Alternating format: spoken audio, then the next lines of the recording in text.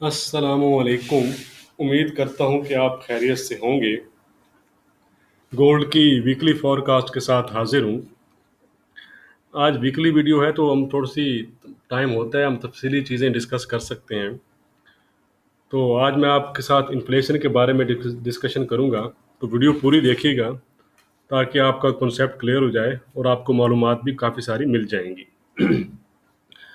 अगर हम ये जो वीक क्लोज हुआ है इसकी बात करें तो इसका जो मेन ड्राइवर रहा वो इन्फ्लेशन ही थी। और अगर हम नेक्स्ट वीक भी देखें तो कोई ऐसा डाटा हमें नज़र नहीं आता जो मार्केट को ड्राइव कर सकता हो। तो इसलिए नेक्स्ट वीक भी इन्फ्लेशन ही मेन ड्राइवर रहेगी मार्केट की, क्योंकि आपको पता है कि वेडनेसडे को मीटिंग मिनट्स हैं, वहाँ से हमें कुछ हिंट मिले या नेक्स्ट वीक जो फेड के मेंबर्स हैं मुख्तलिफ बारी बारी बोलेंगे, तो वो लाजमन बात है इन्फ्लेशन पे बात करेंगे। तो उनके कमेंट्स की वजह से कुछ ऊपर नीचे हो सकता है, तो इस बात का आप ख्याल रखिएगा। अब हम इन्फ्लेशन के बारे में मैं आपको काफ़ी डिटेल से पहले भी बता चुका हूँ, लेकिन अगर आप मिस कर गए हैं, ये न्यू हैं, तो दोबारा से मैं आपके लिए बता रहा हूँ कि इन्फ्लेशन क्या है, क्यों बढ़ती है और इसको कैसे कंट्रोल किया जाता है। क्योंकि ये हॉट टॉपिक है, इसका मार्केट पे काफ़ी इम्पैक्ट है, तो इसलिए मैं आपको ये इस चीज़ को क्लियर करना चाह रहा हूँ। अब अगर आप गोल्ड में काम कर रहे हैं तो ये आपके साथ बड़ी मेन अब टॉपिक है ये। इन्फ्लेशन आपको पता है कि महंगाई को कहते हैं। तो यहाँ जो हम इन्फ्लेशन डिस्कस करेंगे वो यूएस की इन्फ्लेशन डिस्कस करेंगे। अगर आप देखें तो यूएस के जो इंटरेस्ट रेट्स हैं वो हिस्टोरिकल लो लेवल पर हैं। तो जब भी किसी भी कंट्री के इंटरेस्ट रेट लो लेवल पर हों, इतने लो लेवल पर, तो वो लोग जो इंटरेस्ट रेट से प्रॉफिट लेते हैं बैंक में पैसा रख कर, तो वो अपना पैसा वहाँ से निकालते हैं और मुख्तलिफ प्रोजेक्ट और कारोबार में लगाते हैं। एक तो ये चीज़ हो रही है यूएस में। दूसरा ये हुआ कि यूएस ने गवर्नमेंट ने स्टिमुलस की सूरत में बड़ी बड़ी स्पेंडिंग्स की, जिस वजह से एक और पैसा मार्केट में आया।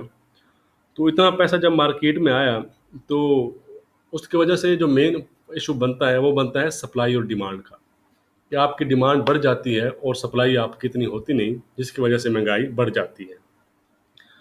तो महंगाई को कंट्रोल कैसे किया जाता है? महंगाई को कंट्रोल करने के और भी टूल्स हैं, लेकिन सबसे जो बड़ा टूल है वो है इंटरेस्ट रेट। कि आप इंटरेस्ट रेट्स को बढ़ाते हैं तो इन्फ्लेशन जो है वो नीचे आ जाती है। लेकिन अगर हम यूएस के जो सेंट्रल बैंक के चेयरमैन हैं पावल, उनको अगर हम देखें तो वो बारहा कह चुके हैं कि वो 2023 तक इंटरेस्ट रेट नहीं बढ़ाएंगे, क्योंकि उनके ख्याल में 2% या 2% से कुछ ऊपर आर्जी तौर पर कुछ अरसे के लिए इन्फ्लेशन रह सकती है। लेकिन वेडनेसडे को जो नंबर आए वो 4.2% आए, यानी कि 2% से तकरीबन डबल नंबर आए। समझ रहे हैं आप बात? तो इस वजह से मार्केट को लगा और इन्वेस्टर्स को भी लगा कि 2023 तो बहुत दूर है, उससे पहले ही यानी कि 2022 के शुरू में ही इंटरेस्ट रेट बढ़ाए जा सकते हैं। जिस तरह आप अगर देखें तो जो डेलस के प्रेसिडेंट हैं डेजर रिजर्व बैंक के, उनकी वोटिंग पावर तो नहीं है, लेकिन वो काफ़ी दफ़ा कह चुके हैं और कल भी उन्होंने कहा कि अब हमें जल्दी ही टेपरिंग के बारे में बात करना शुरू कर देनी चाहिए। तो एक ये चीज़ आपको मैंने क्लियर की इन्फ्लेशन क्या है। इसका अगर ऐसा कुछ चीज़ होती है इंटरेस्ट रेट फ़ौरन फ़ौरन तो नहीं होगा, ऐसा नज़र नहीं आ रहा। फिलहाल तो हमें ऐसा नज़र नहीं आ रहा, लेकिन अगर कोई ऐसा ऐसा हिंट मिलता है तो वो गोल्ड के लिए नेगेटिव हो सकता है। लेकिन दूसरी साइड पर अगर आप देखें तो गोल्ड को इन्फ्लेशन के अगेंस्ट हैज भी माना जाता है। ठीक है, तो ये एक और लंबा टॉपिक है बहस करने के लिए, डिबेटफुल है, तो वीडियो बहुत लंबी हो जाएगी। ये एक चीज़ मैंने आपको क्लियर करनी थी, वो मैंने आपको क्लियर कर दी है। अगर लास्ट वीक अब हम चलते हैं चार्ट पर, ये कुछ लेवल्स मैंने लगाए हैं, जो मैं आपको टाइम बचाने के लिए पहले ही मैंने लगा लिए थे। अगर आपको लास्ट वीक याद हो तो मैंने कहा था कि ये जो वीक क्लोज हुआ है इस वीक में शायद गोल्ड 1850 और 1800 के दरमियान ही रहे।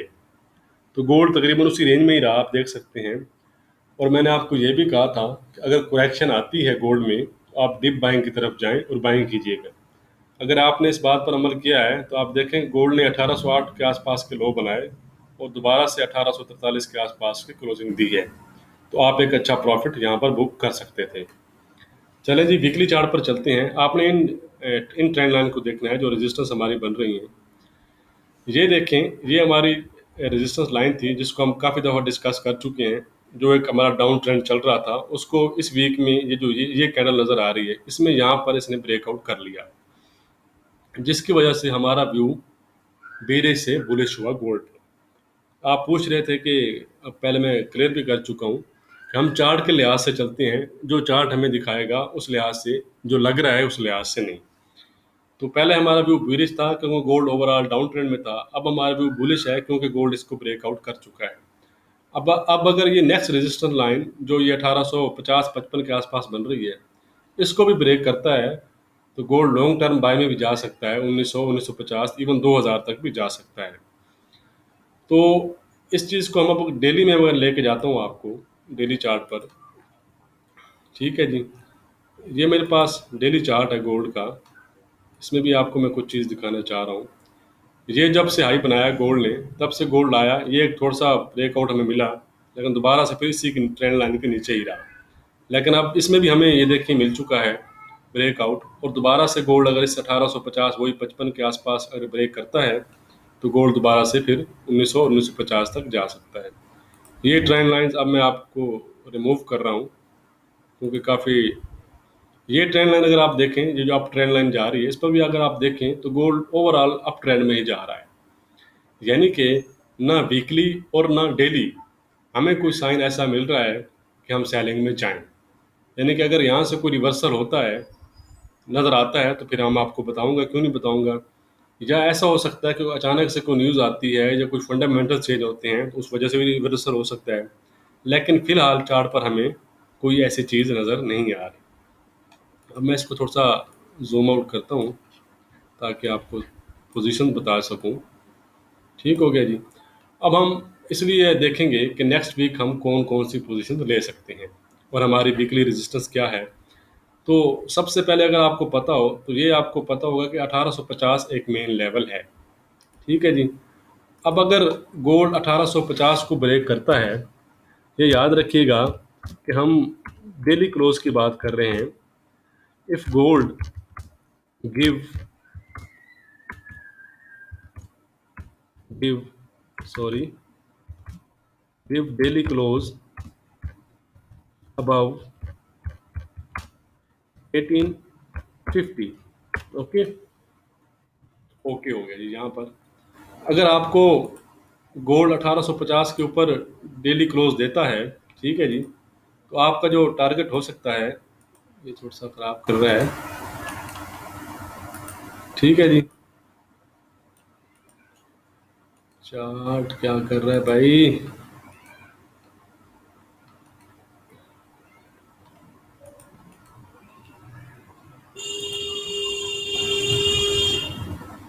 चलें जी, मैं वैसे आपको बता देता हूँ, कुछ मसला आ रहा है चार्ट में। तो ये देखें, अगर 1850 का एक मेन लेवल है, इसके अगर आपको ऊपर इसको डेली क्लोज मिलती है आपको, तो आपका टारगेट जो है वो 1875 हो सकता है। ये मैंने साइड पर लिखे हैं, ठीक है जी। और अगर 1875 के ऊपर आपको डेली क्लोज मिलती है तो आपका नेक्स्ट टारगेट 1901 हो सकता है। याद रखिएगा कि 1850 एक मेन हर्डल है, वो अगर ब्रेक कर लेता है तो गोल्ड फिर 1950 और इवन 2000 तक भी जा सकता है। दूसरी साइड पर अगर हम जाएं तो अगर गोल्ड 1818 एक मेन सपोर्ट है, आपको पता है, उसके नीचे जाता है, इसको ब्रेक करता है, तो गोल्ड 1800, और अगर 1800 से नीचे आपको क्लोजिंग देता है तो 1780, और 1780 के नीचे गोल्ड 1756 तक जा सकता है। यानी कि ये डेली क्लोज के लिहाज से लेवल्स हैं। अगर आपको इस लिहाज से क्लोजिंग मिलती हैं तो फिर आप उस लिहाज से बाइंग और सेलिंग की एंट्री कर सकते हैं। अब अगर आप ये कहेंगे कि ये जो दरमियान में इशू रेंज बच चुकी है 1850 से 1820 के दरमियान, इसमें हम क्या करें, तो इसमें डेली लेवल्स में हम आपको देता हूँ, तो फिर वो हम डेली लिहाज से डिस्कस करेंगे कि हम बाइंग करें या सेलिंग करें। तो इस वीक की जो रेजिस्टेंस हमारी रहेगी, वो रेजिस्टेंस हमारी इस वीक की रहेगी जी $1901 की।